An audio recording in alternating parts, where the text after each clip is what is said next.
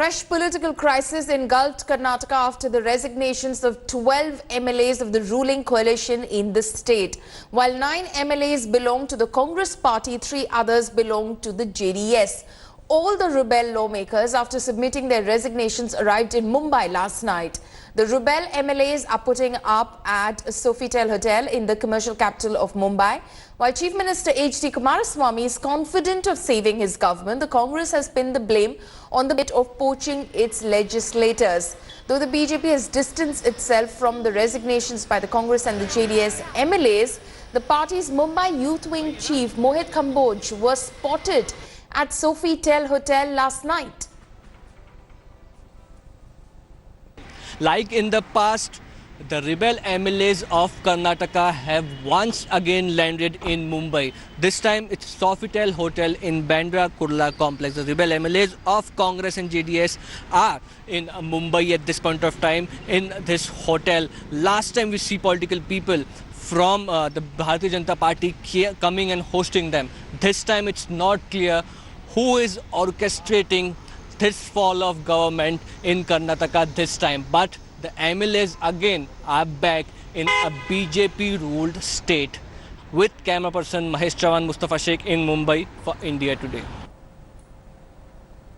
The mass resignations of Congress and JDS MLAs have rattled the coalition government in Karnataka. The Congress party pinned the blame on the Bharatiya Janata Party, accusing it of engineering the entire crisis and attempting to buy coalition legislators to topple its government. The party will hold a protest this morning in Bengaluru to convince rebel MLAs to take back their resignations. However, so far they have refused to backtrack. Meanwhile, the Congress rushed its top leaders K.C. Venugopal and Mallikarjun Kharge to Bangalore after hectic parleys in the national capital. The meeting in Delhi wasn't attended by Rahul Gandhi.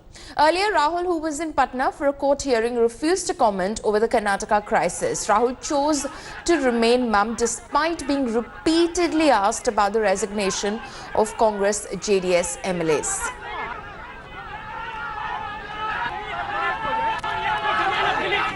MLAs are being bought in broad daylight. Democracy is being denigrated in broad daylight. Constitution is being trampled in broad daylight in Karnataka by the ruling Bharatiya Janata Party government at the center. If those who swear by the Constitution of India and hold the high office of the Prime Minister and the Home Minister of India are going to abdicate their duty towards the Constitution, there will be no democracy left in this country.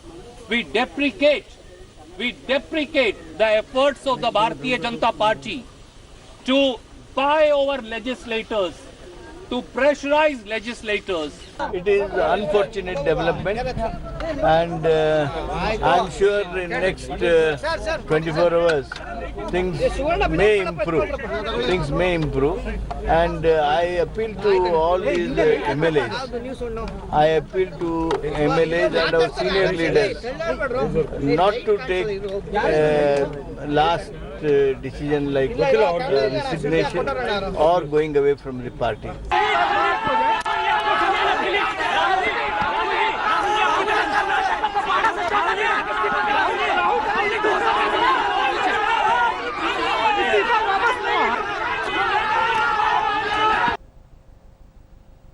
Now, there is no end in sight for the Congress-JDS coalition government crisis as more MLAs are likely to quit. Sources have told India Today that after the resignations of 9 Congress and 3 JDS MLAs, more lawmakers are likely to put down their papers. It has been learned the MLAs who are yet to resign were in actual supposed to quit on Saturday itself. However, they hesitated in doing so, citing inauspicious timing.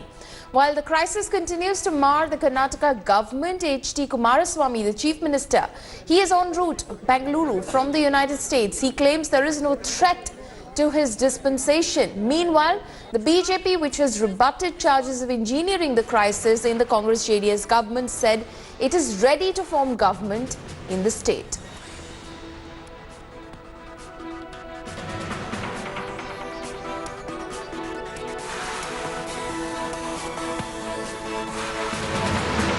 Today they thought that it is high time to come out of that party and resign from the legislators' post, because they felt that certainly continuing as a MLA, certainly it will not good in the larger interest of his constituency and larger interest of the state. So they have resigned. Governor is the supreme authority. As per the constitutional mandate, if he calls us, certainly we are ready to form the government, because we are the single largest party. We have got 105 people with us. In his first visit to Varanasi after taking oath as Prime Minister, Narendra Modi launched a massive membership drive and explained his vision of India becoming a $5 trillion economy by 2024. Prime Minister also lashed out at those who criticized his vision and called them career pessimists. Here's a report.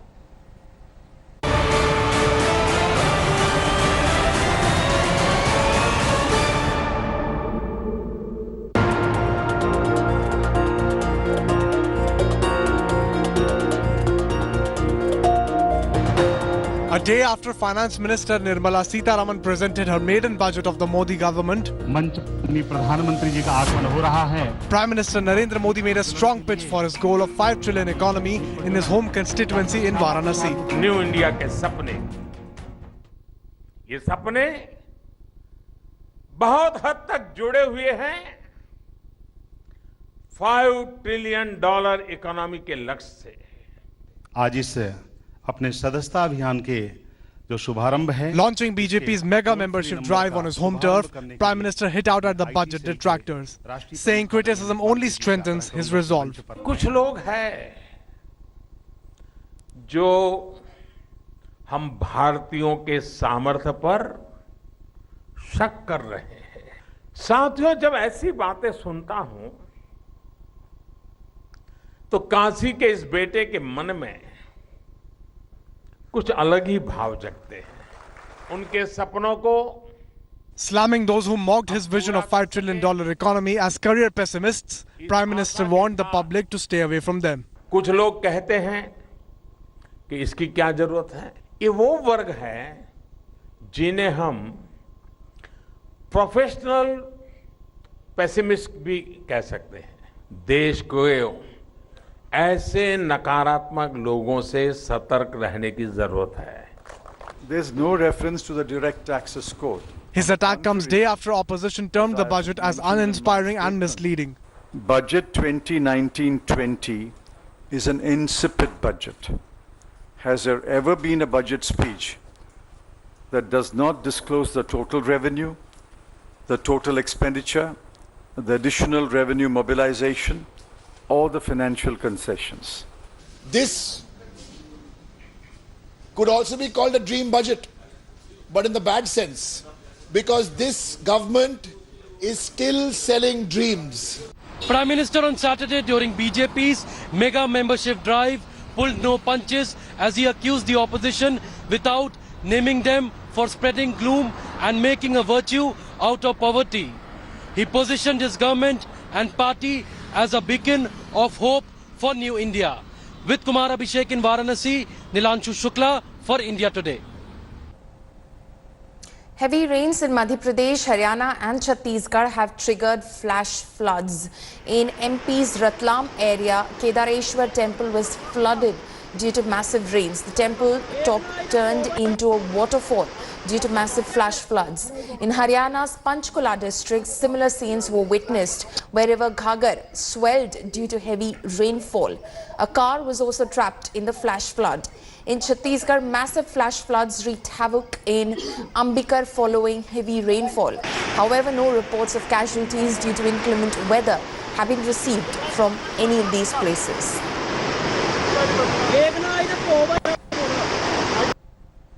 Welcome back. Team India signed off their league stage with a 7-wicket victory against Sri Lanka. That win and Australia's defeat to South Africa means India finished top of the table. Virat's men will now face 4th place New Zealand in the first semi-final in Manchester on July 9th. Indian bowlers were on the job right away. Jasprit Bumrah broke through, dismissing both the Sri Lankan openers with just 40 on the board. Sanjay Manjrekar was on the mic when Jadeja was brought into the attack, and the left-arm spinner chose to respond with his performance as well. That too in his very first over. Hardik Pandya wasn't to be left behind, and he also got himself among wickets, getting rid of the talented Avishka Fernando. In Angelo Matthews and Lairu Thirimane, Sri Lanka had two of their most experienced men on the job, and the two staged a strong fight back with their respective half-centuries. Kuldeep broke that 124-run stand, dismissing Thirimane, but Matthews made a big statement with a well-crafted century. Matthews got out towards the end of the innings as Sri Lanka eventually settled for 264 for 7. India's reply couldn't have been better, and leading the charge was once again Rohit Sharma. Glorious. Absolutely glorious. Oh, what a shot. KL Rahul gave him good company at the other end, but Rohit was the man doing most of the damage. Rohit struck his third successive century and fifth of this World Cup to virtually seal the fate. Rahul had missed a few centuries after some decent start in this World Cup, but this wasn't the day for him to miss out on his second ODI 100. Rahul could not stay till the end, but Virat Kohli completed the formalities to hand India their 7th win of this league stage. Rohit Sharma is having a dream World Cup with records after records in virtually every innings. He is now the only batsman to slam 5 centuries in a single edition of a World Cup, taking his tally of hundreds in World Cup to 6, which is equal to Sachin Tendulkar. India would hope for him to continue in the same fashion with the semi-finals a few days away. That Rohit Sharma is no different to Virat Kohli. They're great players. He's more matured. He understands his game much better. He looked so much in control, and he understands his batting now. He understands when to pace himself and when to kind of hold on at the crease and keep rotating strike, and when to press the accelerator hard. So he's a smarter player than what he was literally a couple of years ago. The Indian vice-captain is the only player in World Cup history to slam 5 centuries in a single edition. Rohit's overall tally of tons in World Cup now stands at 6, which is most by any batsman alongside Sachin Tendulkar. Jasprit Bumrah has been in prime form and has now become the second fastest Indian to complete 100 ODI wickets. Bumrah's form has been crucial to India's success in the World Cup so far and will continue to play that role with knockouts next. 17 wickets so far, Bumrah is among the top wicket takers in the World Cup. But what makes a strong case for him is the brilliant economy at which he has taken those wickets. Jasprit Bumrah is well balanced, physically as well as mentally. He's aggressive, but it's all controlled aggression. As and when we want Bumrah to come and deliver, to stop runs or to pick wickets, I'm sure Virat is going to look up to Bumrah and ask him, okay, this is what I'm expecting from you. And when it comes to executing his skills, I think he's fantastic. Well, Bumrah, he's been an exceptional bowler for Team India. There's no doubt about it. And that's the reason, Virat Kohli, whenever he brings him back into the attack, he always delivers with the ball, takes those important wickets. He's an exceptional bowler. He's #1 in world cricket. And, he's the main reason India is winning most number of games. It took Bumrah just 57 ODIs to complete 100 wickets, the second fastest Indian after Mohammad Shami. So whenever I practice in the nets, I practice each and every situation, be it with the new ball, be it with the old ball, bowling at the dead. So if I've ticked all the boxes in the net, so in the match it's all about execution and keeping a clear head. If the work ethic is good, I think the execution then feels much more easier in the game. Thanks for watching the video. For more such news and updates, please like, share and subscribe to India Today. Also check out our other great videos from our channel. We know you will love to.